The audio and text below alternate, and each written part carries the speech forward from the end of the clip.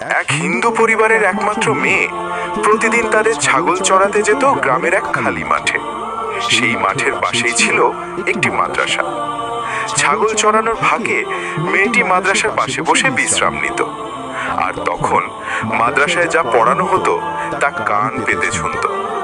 একদিন মেয়েটি শুনল হুজুর বলছেন, যে কোনো কাজ বিসমিল্লাহ বলে শুরু করলে আল্লাহর বরকত নেমে আসে আর কাজটি সুন্দরভাবে সম্পন্ন হয়। এই কথা তার হৃদয়ে গভীরভাবে গেঁথে গেল। সেই দিন থেকে সে যে কোনো কাজ শুরুর আগে বিসমিল্লাহ বলা শুরু করলো। তার বাবা ছিলেন কাপড়ের দোকানের মালিক। প্রতিদিন দোকান বন্ধ করে চাবি সে মেয়ের হাতে দিত। মেয়েটি অভ্যাস মতো চাবি হাতে নিত আর বিসমিল্লাহ বলে একটি কৌটায় রেখে দিত। সকালে আবার বিসমিল্লাহ বলে বাবাকে চাবি দিয়ে দিত। দিন যেতে লাগলো। একদিন মেয়ের মা লক্ষ্য করলেন